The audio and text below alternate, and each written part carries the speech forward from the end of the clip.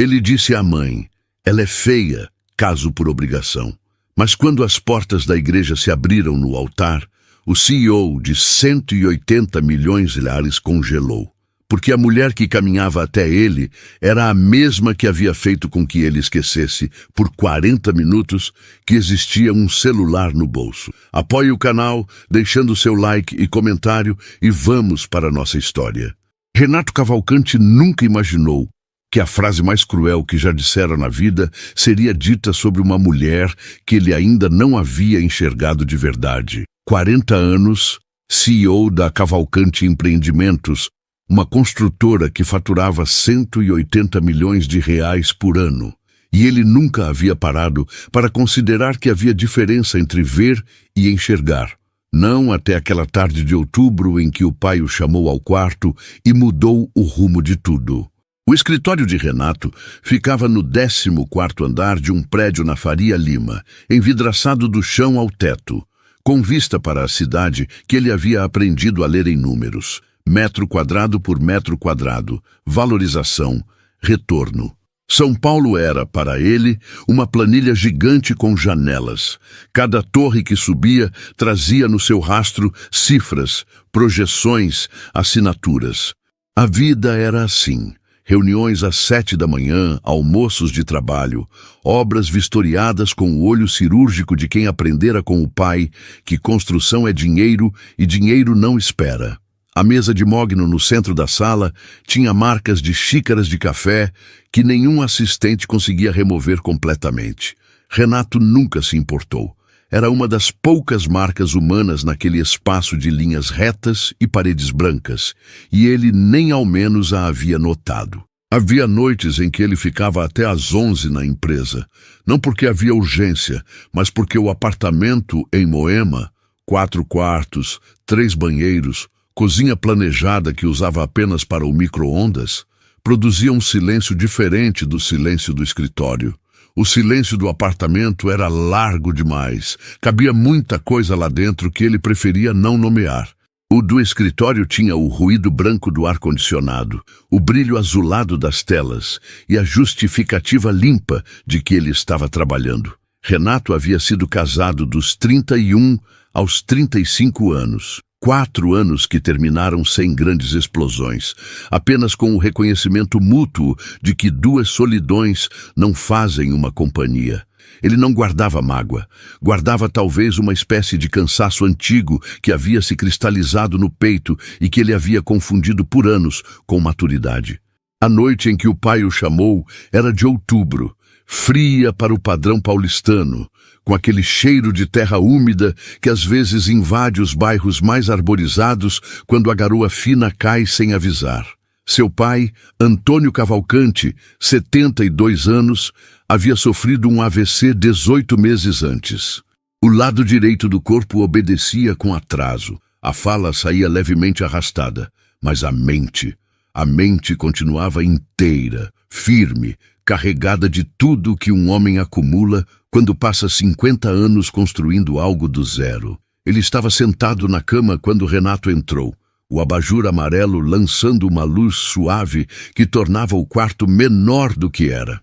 "Senta", o pai disse, com aquela economia de palavras que sempre fora sua marca.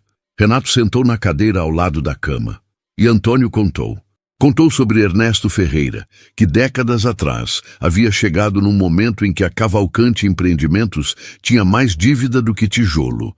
Contou sobre o capital que Ernesto injetou sem contrato, sem garantia, sem juros, apenas com a palavra de que um dia as famílias se uniriam. Um acerto de boca, selado no aperto de mão entre 2 homens que confiavam um no outro mais do que nos bancos. Ernesto havia morrido há 3 anos. A neta dele, Lúcia Ferreira, 31 anos, vivia com a avó doente num apartamento no Tatuapé. Ninguém havia cobrado a dívida, ninguém precisou, porque a mãe de Renato, Dona Célia, havia carregado aquela promessa na memória como quem carrega uma conta que precisa ser honrada antes que se apague o mundo. "Não é uma cobrança", o pai disse, os olhos firmes apesar do cansaço. "É caráter." Renato ficou olhando para ele por um tempo longo. Depois assentiu. Não foi por romantismo.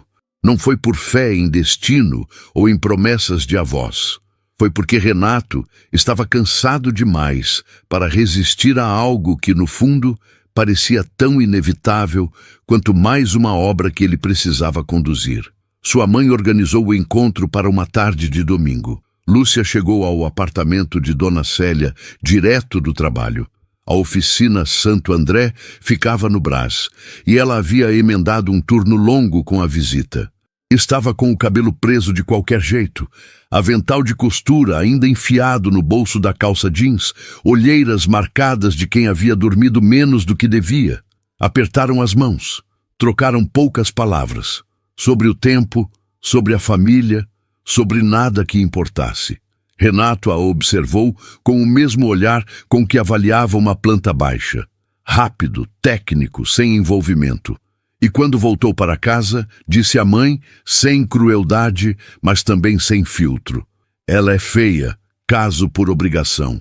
Dona Célia não respondeu. Olhou para o filho por um segundo, que durou mais do que um segundo, e depois voltou ao que estava fazendo. Havia uma dignidade no silêncio dela que Renato não soube ler naquela noite. O casamento foi marcado para 6 semanas depois. Igreja do Sagrado Coração, em Moema, cerimônia simples a pedido de Lúcia, sem ostentação, sem buffet para 200 pessoas, sem o tipo de festa que Renato poderia bancar sem sentir no bolso. Ele havia concordado com tudo sem perguntar por quê.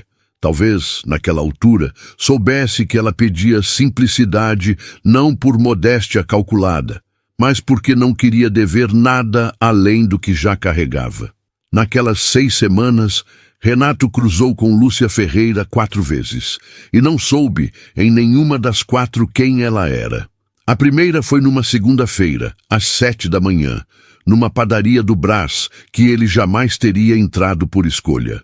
Estava no caminho de uma vistoria de obra, e o trânsito havia parado de forma absoluta na Avenida Celso Garcia, um acidente mais adiante que transformara a via em estacionamento. Ele saiu do carro, entrou na padaria para usar o banheiro e, quando voltou, decidiu pedir um café enquanto esperava o congestionamento abrir. O balcão era de fórmica com manchas de uso honesto, as cadeiras de plástico vermelho empilhadas contra a parede do fundo, o cheiro de pão saindo do forno misturado ao de café passado na hora, um aroma simples e absoluto que tomou o ar do lugar inteiro. Foi então que ele ouviu a risada. Não era uma risada planejada. Era o tipo de som que acontece quando algo genuinamente diverte, quando o corpo inteiro participa sem pedir licença, breve, cheio, de quem não está monitorando como aparece para os outros. A mulher estava no balcão, xícara de café na mão, respondendo a algo que o dono do estabelecimento havia dito, e aquela risada durou menos de 3 segundos. Renato parou. Não de forma dramática, não com o coração disparado, mas parou, como quem ouve um som em meio ao ruído e de repente percebe que o resto havia sumido. Ele a viu de costas, o cabelo preso, uma blusa de algodão simples. Ela não o viu. Pagou o café, enrolou algo no bolso e saiu pela porta sem pressa. O trânsito havia aberto. Renato terminou o café dele sem pressa também, e não soube dizer mais tarde por que havia demorado mais do que precisava. A segunda vez foi num engarrafamento na Radial Leste, 12 dias depois. Ele estava no banco do motorista do seu carro, a viagem até a obra da Vila Prudente, transformada em 40 minutos, parado sob um sol que esquentava o asfalto até ele ondular. Havia o som dos carros, das buzinas esparsas, do rádio que ele havia desligado porque as notícias o irritavam naquele dia. Por puro reflexo, olhou para o lado. O ônibus na faixa ao lado estava parado também, a porta traseira alinhada com a janela do carro dele. Dentro do ônibus, uma mulher lia um livro. Não lia da forma distraída como se lê quando se está esperando por outra coisa. Lia com aquela concentração que cria uma bolha ao redor de quem lê, que transforma o caos ao redor em silêncio pessoal. O livro era grosso, a capa desgastada pelo uso, e ela segurava com as 2 mãos como quem protege algo frágil. O trânsito em volta era barulhento, denso, impaciente, e ela simplesmente não estava nele. Renato ficou olhando por mais tempo do que deveria para alguém que olhava para uma estranha no ônibus. O engarrafamento abriu, os veículos se separaram, e ele ficou com aquela imagem que não soube nomear. Apenas uma mulher que havia encontrado como estar presente num lugar que exigia que se estivesse em outro. A terceira vez aconteceu numa tarde de quinta-feira, no final de novembro, numa calçada da rua Bresser, que Renato percorria a pé depois de estacionar o carro numa vaga a meia quadra do cartório, onde havia resolvido uma pendência de escritura. Ele ouvia o som da cidade com aquela distância habitual, o barulho de São Paulo como pano de fundo constante, como o chiado de uma televisão ligada num quarto vazio. Foi o movimento que o chamou primeiro. Uma figura agachada na calçada, inclinada sobre outra figura menor, e a urgência contida nos gestos de quem está tentando ajudar sem assustar. Uma idosa havia tropeçado no rebaixo irregular da calçada e estava sentada no meio-fio, o joelho direito aberto, a expressão desorientada de quem não entende bem o que acabou de acontecer com o próprio corpo. A mulher, que havia parado para ajudá-la, segurava a senhora pelos ombros com firmeza.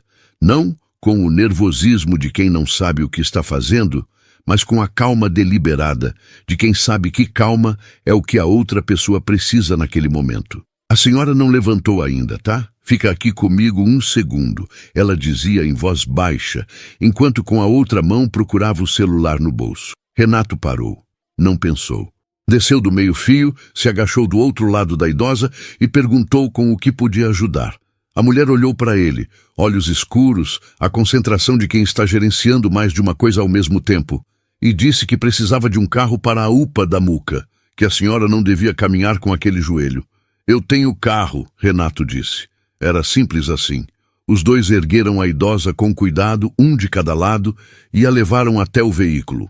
Dentro do carro, o ar-condicionado fazia o som suave de sempre. A cidade passava pelas janelas, e a idosa murmurava que não queria dar trabalho para ninguém. Ao que a mulher respondeu, segurando a mão dela. A senhora não dá trabalho nenhum.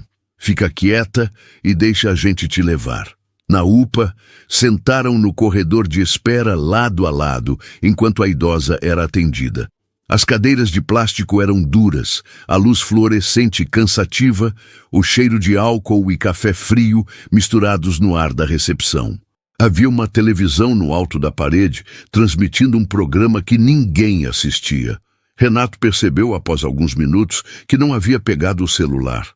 Não havia verificado os e-mails, não havia aberto o aplicativo de mensagens, não havia feito aquele gesto automático de destrancar a tela para checar se havia alguma notificação urgente que provavelmente não era urgente. Ficou 40 minutos naquela cadeira sem fazer isso. Quando percebeu, estranhou a própria ausência do hábito. Eles conversaram. Não sobre nada importante, a princípio, sobre o estado das calçadas de São Paulo, sobre como a cidade tratava seus idosos, sobre a senhora que estava sendo atendida lá dentro. Ela disse que a mulher lembrava a avó dela, 78 anos, que morava com ela num apartamento de 38 metros quadrados no Tatuapé. Disse com naturalidade, sem constrangimento, sem o tipo de ressalva que as pessoas às vezes acrescentam quando falam de espaço pequeno na presença de desconhecidos. Ela tem osteoporose e teima em não usar a bengala. Ela acrescentou, com um sorriso que misturava exasperação e ternura em proporções iguais. Renato disse que a avó dele havia sido assim também. Teimosa de um jeito que parecia falta de juízo, mas que era, na verdade, uma forma de insistir que ainda estava inteira. A mulher olhou para ele e assentiu devagar, como quem reconhece algo verdadeiro quando escuta. Em algum momento, Renato disse que não conseguia se lembrar da última vez que havia esperado por alguém sem olhar o celular. Disse sem intenção de impressionar. Disse porque era verdade, e a verdade havia escapado antes que ele pudesse formatar. Ela sorriu e respondeu: "É bom saber que você ainda sabe fazer isso." Simples assim. Sem ironia, sem elogio calculado. Apenas o reconhecimento direto de algo que havia sido dito com honestidade. Renato não esqueceu mais a frase. Não soube, naquele corredor de plástico e luz fria, porque aquelas 10 palavras ficaram presas nele como pregos em madeira mole. Soube apenas que ficaram. A idosa saiu do atendimento com o joelho curativo e orientações para repouso. Não era familiar de nenhum dos dois, apenas uma senhora que havia tropeçado e que foi tratada como se importasse.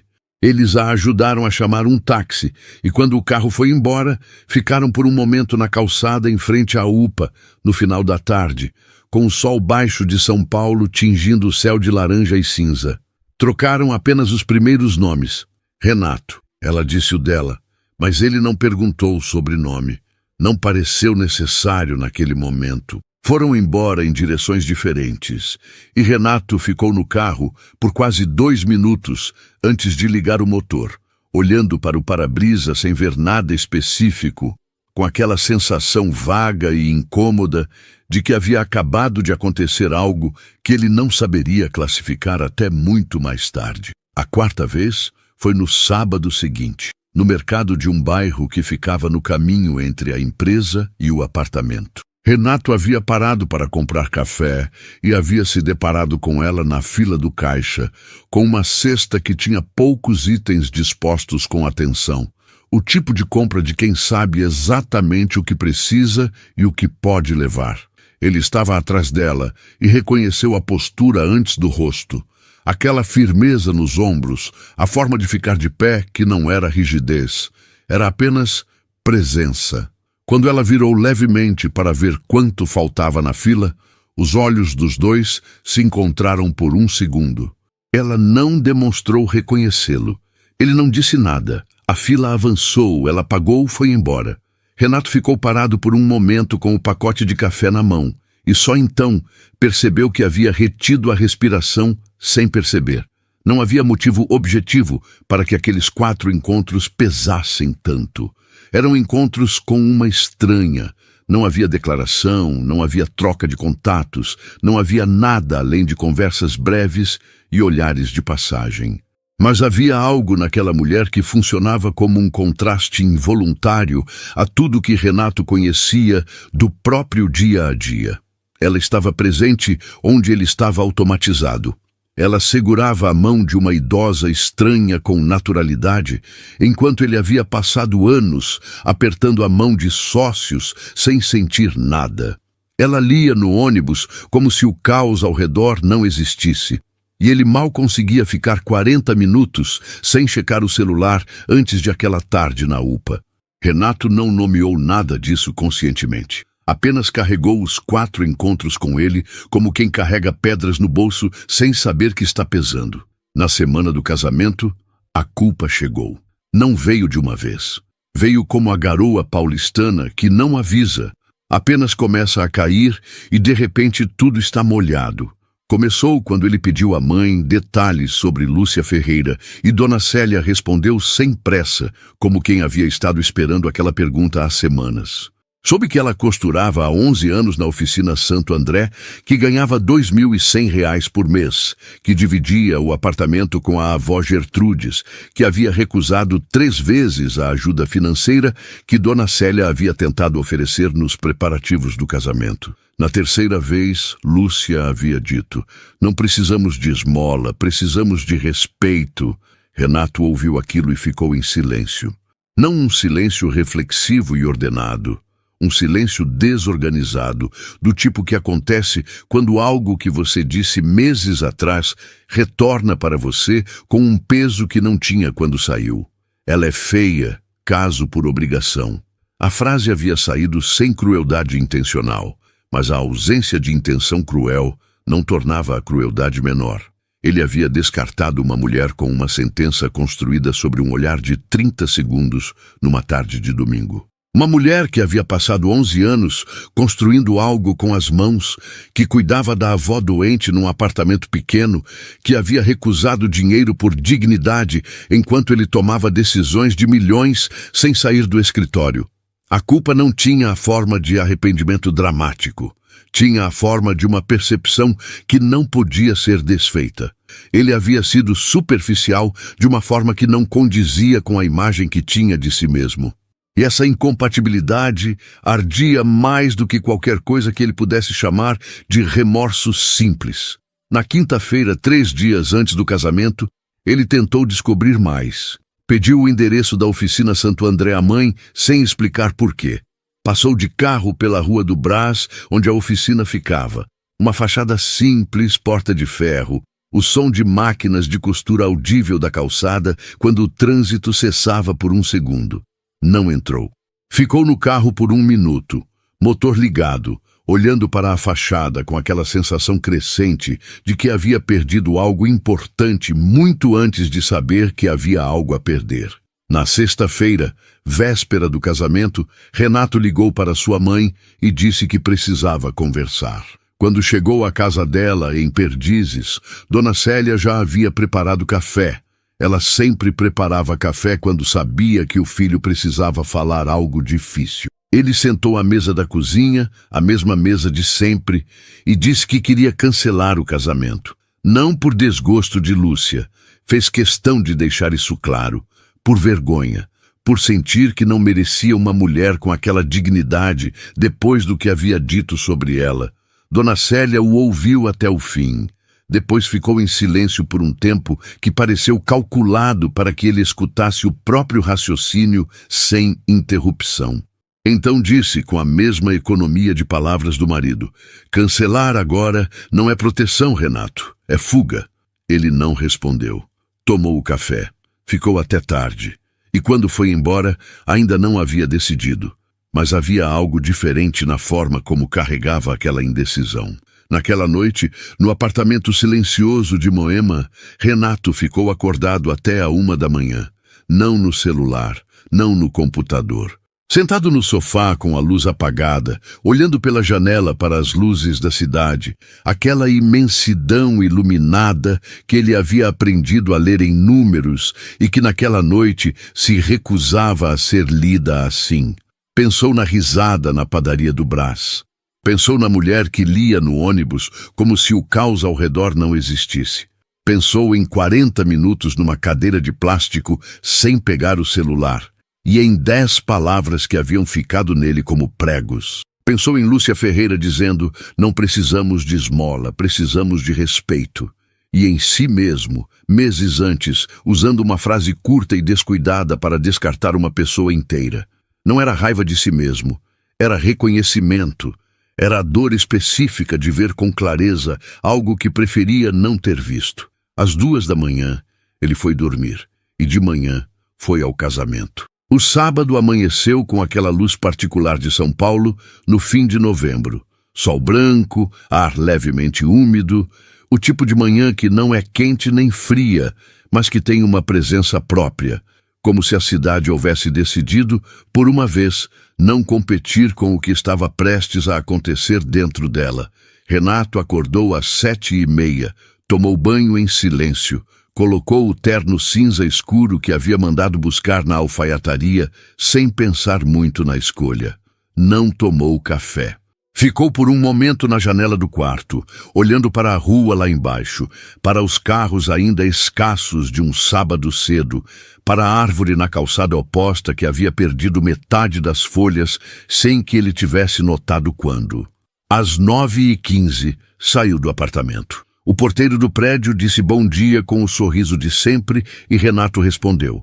E percebeu, enquanto esperava o elevador da garagem, que havia respondido de verdade, não no automático. A igreja do Sagrado Coração ficava a 6 minutos de carro. Ele foi devagar, sem pressa, com a janela levemente aberta para o ar da manhã. São Paulo tinha esse dom às vezes, nas horas certas, de parecer quase quieta.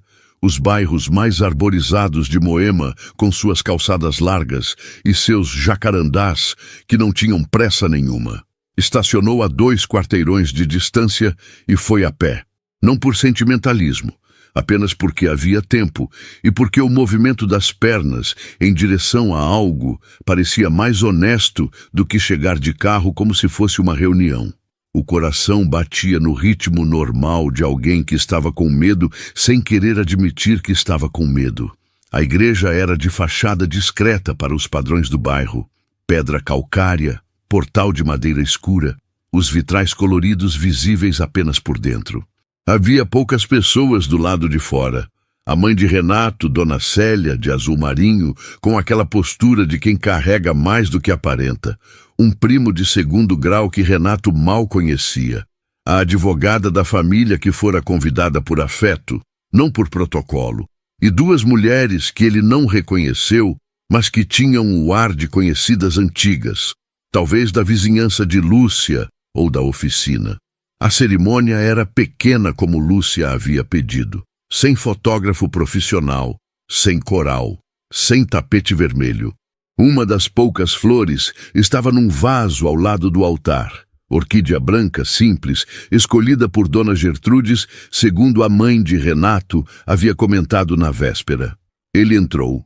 O padre, um homem de 60 e poucos anos com olhos pacientes, cumprimentou-o com aperto de mão firme e disse apenas que podiam começar quando todos estivessem prontos. Renato foi até o altar. Ficou de pé no lugar que lhe havia sido indicado, de frente para as portas fechadas da nave, com o leve chiado do silêncio de uma igreja pequena ao redor. O tipo de silêncio que amplifica os sons menores, o rangido de uma cadeira, a respiração controlada de alguém do lado de fora, o farfalhar discreto das roupas de quem se acomoda nos bancos. Havia talvez 12 pessoas sentadas. A luz da manhã entrava diagonal pelos vitrais e desenhava losangos coloridos no piso de pedra. E então a música começou.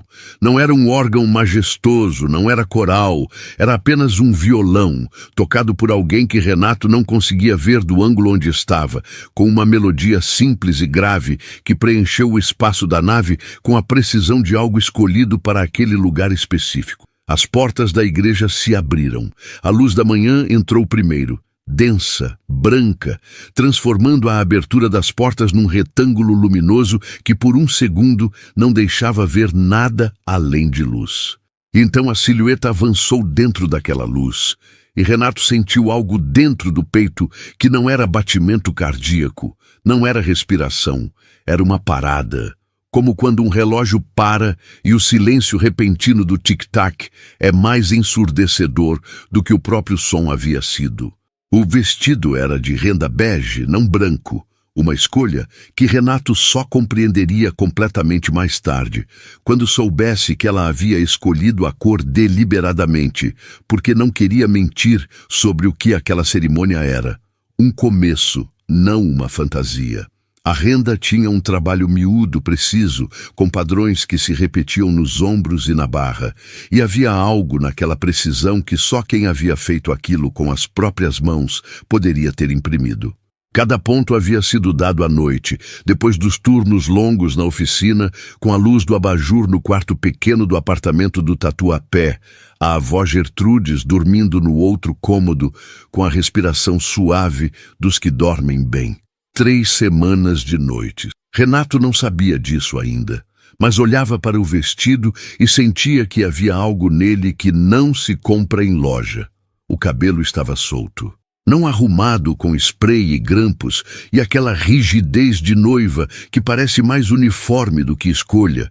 Estava solto, simplesmente como havia sido em todas as outras vezes que ela havia passado pela vida de Renato sem que ele soubesse. Liso, escuro, caindo pelos ombros com a naturalidade de quem não precisou fingir ser outra para entrar numa igreja. E o rosto, sem maquiagem pesada, apenas os traços dela, com a mesma clareza de quando havia sorrido para ele no corredor da UPA, numa tarde de quinta-feira entre cadeiras de plástico e luz fluorescente. Renato congelou. Não foi uma reação pequena e interna que ele conseguiu esconder atrás da compostura de quem dirige uma empresa de 180 milhões de reais. Foi uma parada visível, uma rigidez nos ombros, as mãos que esfriaram de uma vez, como se o sangue houvesse decidido recuar para algum lugar mais seguro. O padre percebeu. Dona Célia, no primeiro banco, percebeu. E na sua direção havia algo que não era surpresa. Era confirmação. A mulher que havia descartado com 7 palavras numa noite de outubro era a mesma que havia feito com que ele esquecesse, por 40 minutos, que existia um celular no bolso. Ela avançava pela nave com passos medidos, o buquê pequeno na altura do cinto, orquídeas brancas como a do altar, o mesmo gesto de Dona Gertrudes transposto em flores. Não havia ninguém ao lado dela para conduzi-la.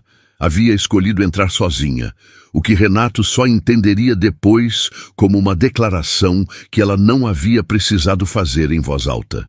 Ela chegava até o altar porque havia escolhido chegar, não porque havia sido conduzida.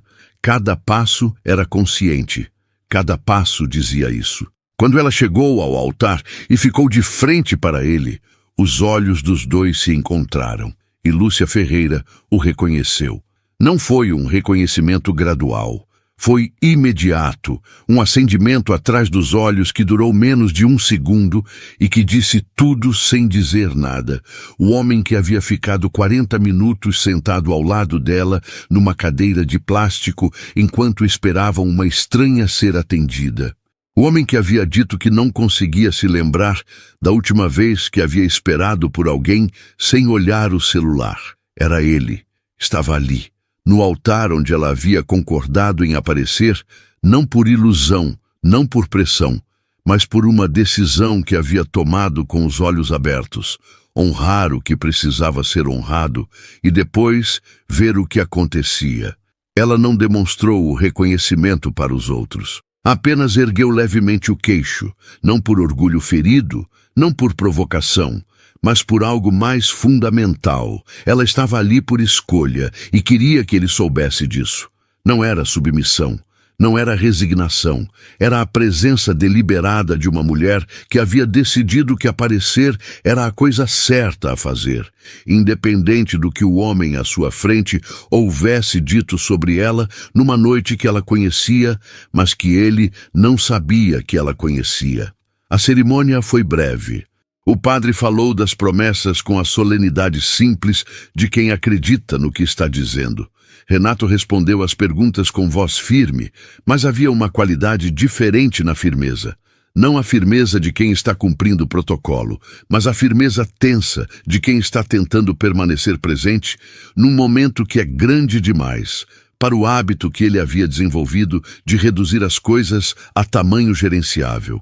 Lúcia respondeu com clareza, olhos no padre, as mãos segurando o buquê pequeno com aquela mesma firmeza calma que havia segurado os ombros de uma idosa numa calçada da rua Bresser.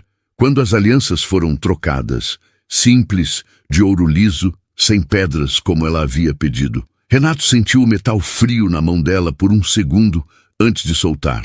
Ela não puxou a mão imediatamente.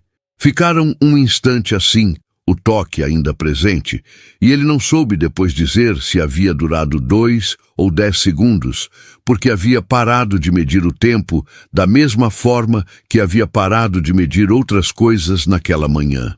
Depois da cerimônia, enquanto os poucos convidados conversavam baixinho na nave e Dona Célia abraçava Dona Gertrudes, que havia chegado com dificuldade, mas havia insistido em estar ali, bengala e tudo, Renato pediu que ficassem a sós por um momento. Lúcia assentiu sem expressão legível.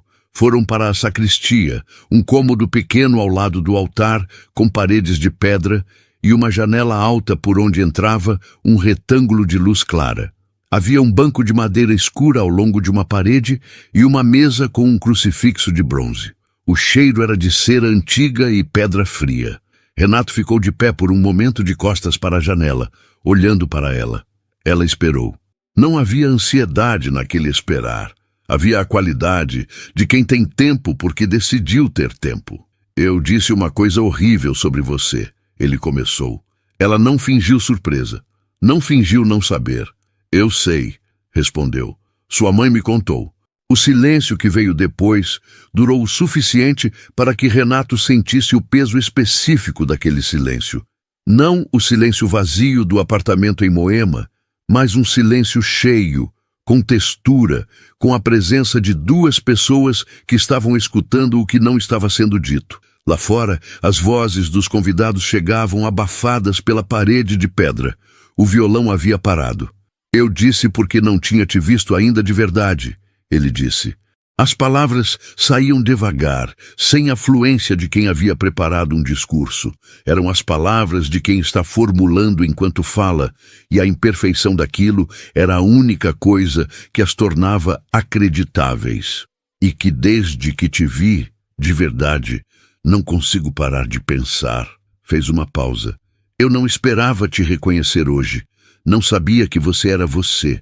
As 4 vezes que cruzei com você, não sabia. Lúcia o estudou por um momento. Havia uma atenção no olhar dela que ele havia notado pela primeira vez na calçada da rua Bresser. O tipo de atenção que não avalia para julgar, mas para entender. Eu sabia que você não sabia, ela disse por fim. Achei que era melhor assim. Por quê? Ela considerou antes de responder. Porque se você soubesse, cada encontro teria sido sobre nós, sobre o acordo, sobre o casamento. Uma pausa pequena. Do jeito que foi, você me viu do jeito que eu sou, quando não estou sendo vista. Renato ficou olhando para ela. Havia algo naquela frase que chegou mais fundo do que ele estava preparado para receber. A consciência de que ela havia carregado aquele conhecimento pelas semanas todas, que havia estado presente em cada um daqueles encontros, sabendo quem ele era, e havia escolhido não revelar, não para manipular, mas para que alguma coisa pudesse ser genuína antes que tudo virasse protocolo. Sentiu algo apertar no peito com uma intensidade que não era dor, era reconhecimento. Era a sensação específica de estar diante de alguém que havia sido mais cuidadosa com a possibilidade de conexão do que ele havia sido com a pessoa inteira. Você merecia saber o que eu disse, ele disse, e eu precisava dizer que foi errado. Não por você ter provado nada, você não me devia nenhuma prova, mas porque eu precisava ouvir a mim mesmo dizendo. Ela não respondeu imediatamente. Ficou olhando para ele com aquela atenção que não pressa, e quando falou, foi com uma voz tranquila que não era frieza. Era a calma de quem sabe o que quer dizer. Então vamos começar daqui. Uma pausa. Não da promessa dos nossos avós, não do casamento de hoje. Daqui, me conhecendo de verdade. Renato assentiu devagar.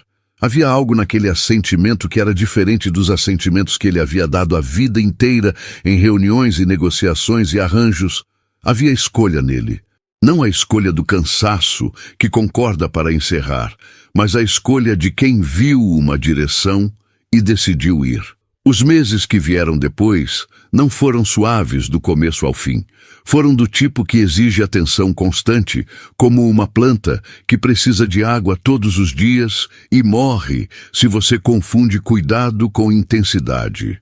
Renato havia aprendido durante 40 anos que os problemas grandes se resolvem com decisões grandes, que o tamanho da solução precisa corresponder ao tamanho do desafio. O que Lúcia foi ensinando sem usar essa palavra, sem montar nenhuma aula, foi que algumas coisas não se resolvem, se constroem, tijolo por tijolo, dia por dia, com a mesma paciência que ela havia aplicado a cada ponto do vestido de renda bege nas noites de novembro. Renato, que havia passado a vida inteira no negócio de construção, demorou algumas semanas para entender a ironia de que nunca havia aprendido isso de verdade. Os primeiros dias foram estranhos com a estranheza honesta das coisas que não fingem ser o que não são. Eles não tinham a intimidade fabricada dos casais que precisam performar felicidade para uma plateia. A cerimônia havia sido pequena demais para criar aquela pressão, e o apartamento de Moema, onde Lúcia chegou, com 2 malas e uma caixa de livros, era grande demais para que a proximidade fosse forçada.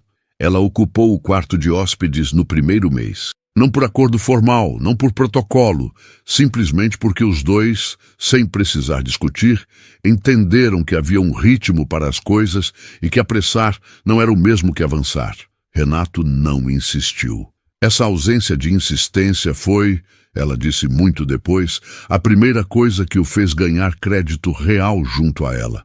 Ela continuou indo à oficina Santo André todas as manhãs. Saía às 6h40, pegava o metrô na estação Eucaliptus, trocava na Sé e desembarcava no Brás às 7h20.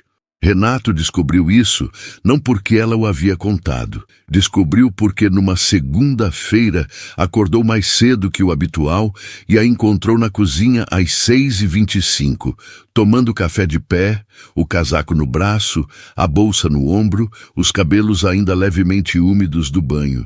Havia algo na visão daquela mulher de pé na sua cozinha de manhã cedo, a cozinha planejada que ele usava apenas para o micro-ondas, que o fez parar na soleira da porta sem dizer nada por um segundo. Ela o viu, disse bom dia com naturalidade, perguntou se queria café. Ele disse que queria. Tomaram café juntos em silêncio por 10 minutos antes que ela fosse embora. E aquele silêncio foi diferente de qualquer silêncio que ele havia habitado no apartamento até então. Não era o silêncio largo demais, que cabia muita coisa que ele preferia não nomear. Era um silêncio com companhia. 2 semanas depois, numa terça-feira de chuva fina, Renato saiu mais cedo do escritório sem avisar a ninguém e foi até o metrô. Pegou a linha 3 até o Brás. Saiu na estação e caminhou pela rua da oficina Santo André com o guarda-chuva aberto, o terno encharcando abaixo do joelho porque o vento jogava a chuva diagonal. Ficou do outro lado da rua por alguns minutos, olhando para a fachada da oficina sem saber bem o que estava fazendo ali. Não entrou, não a chamou. Apenas ficou olhando para aquele lugar que ela havia construído com 11 anos de turnos longos e R$2.100 por mês, e sentiu o peso específico de tudo que havia descartado com uma frase numa tarde de domingo. Depois foi embora. Naquela noite, quando ela voltou, ele disse que havia passado pelo Brás. Ela o olhou por um segundo. Depois disse, e então? Com aquela forma dela de perguntar que não era interrogatório, era convite. É um bom lugar, ele disse. Ela sorriu.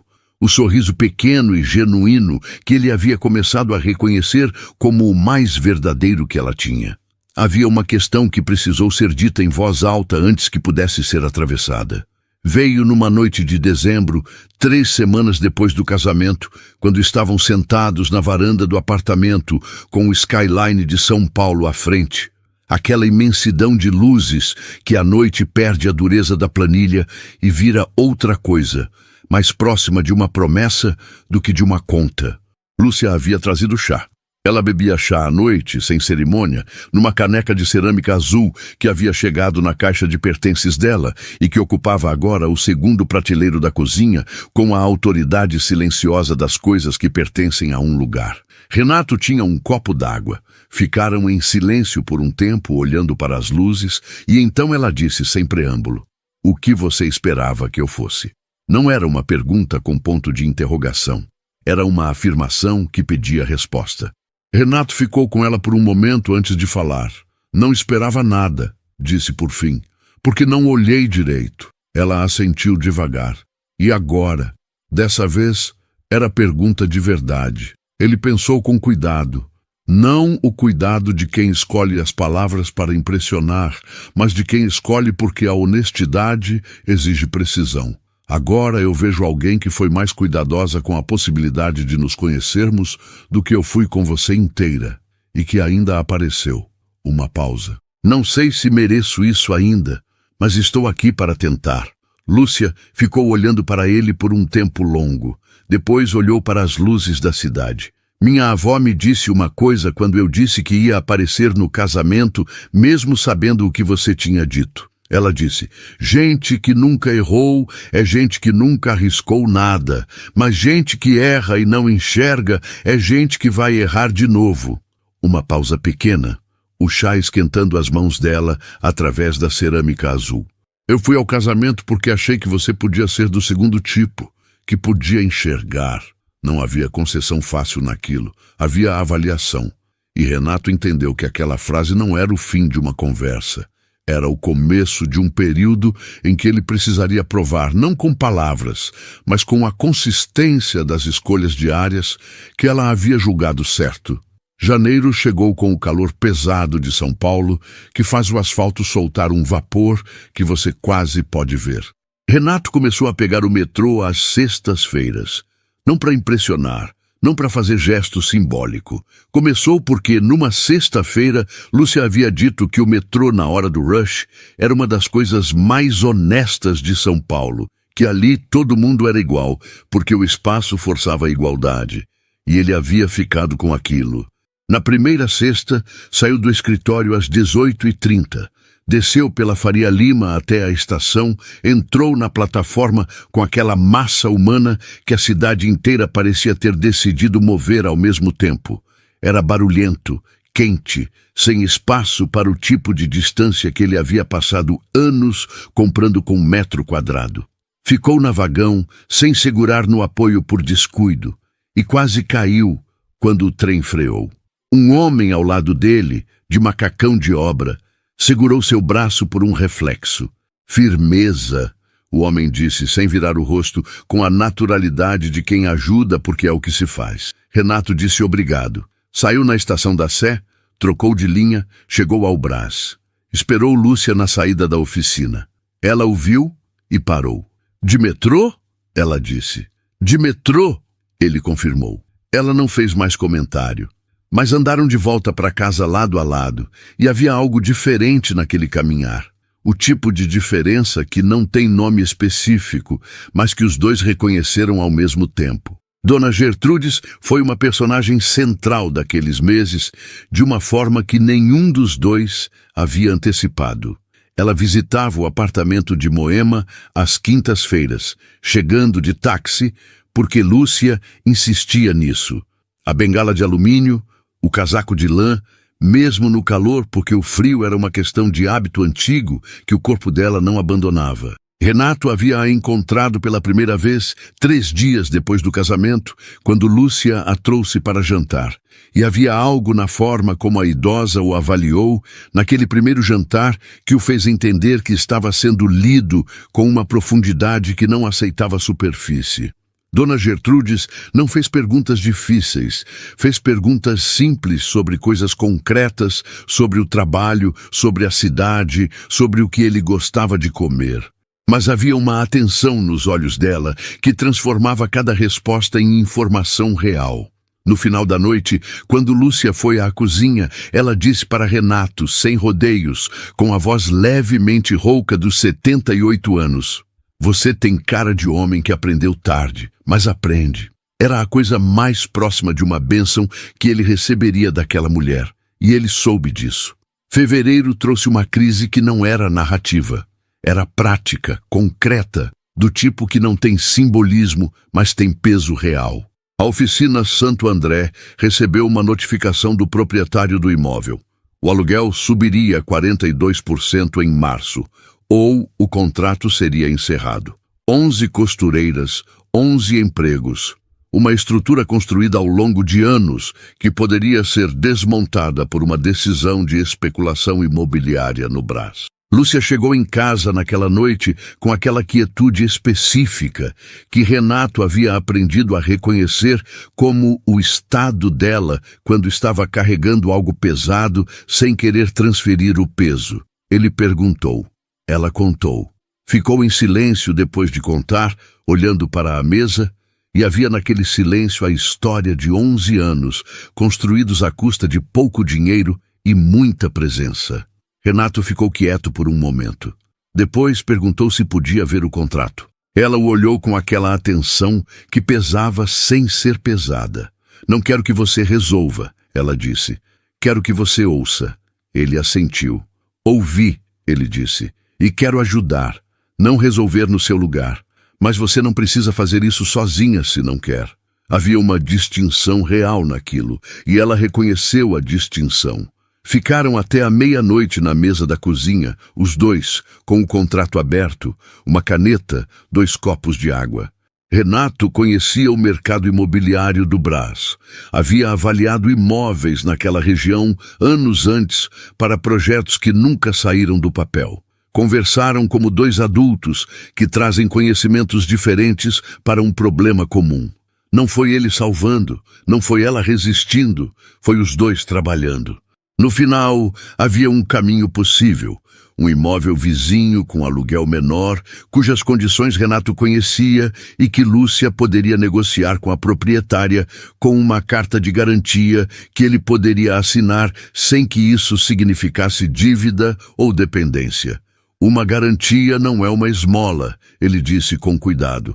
É o que eu posso oferecer com o que tenho. Ela ficou em silêncio.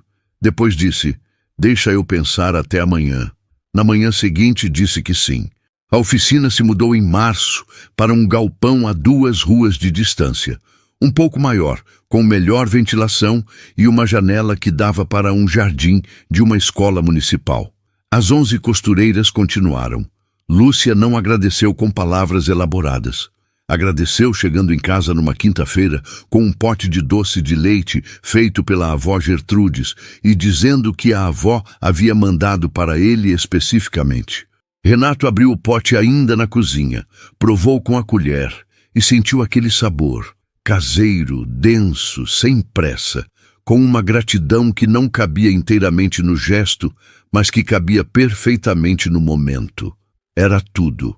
Março foi o mês em que as coisas mudaram de forma que ele não soube nomear no dia em que aconteceu, mas que reconheceu depois como o ponto em que algo havia solidificado. Não foi um único momento. Foi uma coleção de manhãs com café, de silêncios na varanda, de jantares onde Dona Gertrudes contava histórias do interior de Minas com uma riqueza de detalhe que fazia a cidade inteira parecer pequena, de noites onde Lúcia costurava na sala e Renato lia ou trabalhava no sofá, e havia uma paz naquele compartilhar do mesmo espaço que era completamente nova para ele. Havia presença naquilo. Não a presença performática de quem demonstra atenção. A presença real de 2 corpos, habituando-se ao ritmo um do outro, aprendendo que o silêncio do outro não é ausência, é outra forma de estar. Numa tarde de sábado de abril, Renato estava numa obra em Pinheiros, quando recebeu uma mensagem de Lúcia, dizendo que a avó havia passado mal. Nada grave, uma queda de pressão, mas Dona Gertrudes estava no pronto-socorro do Hospital das Clínicas e ela estava esperando sozinha no corredor.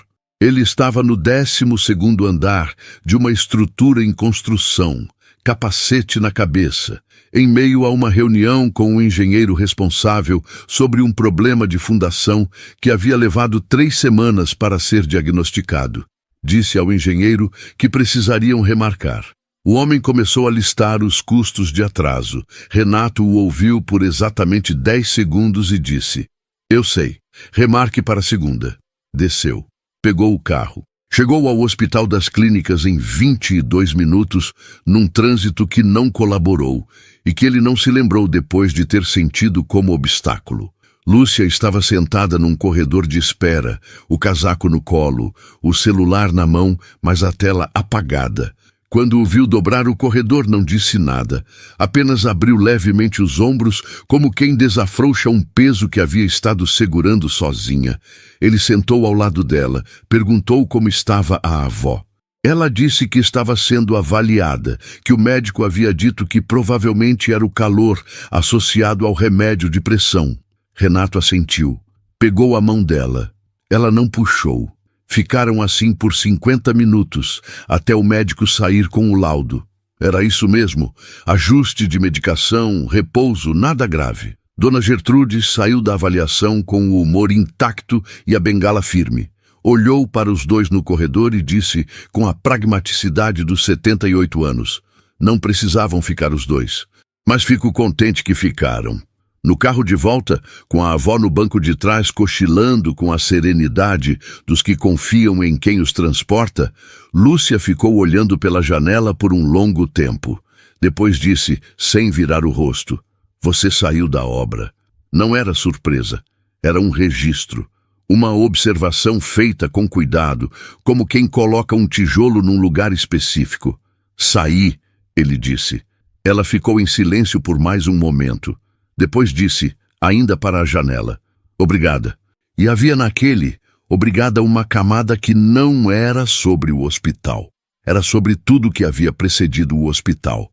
Sobre todos os dias em que ele havia escolhido estar de forma que ela havia ido notando, somando, pesando com aquela atenção dela, que não julgava, mas que tampouco ignorava. Era o obrigada de quem reconhece uma mudança real quando vê uma. Numa tarde de maio, um sábado, foram ao Parque Ibirapuera. Não foi planejado como programa.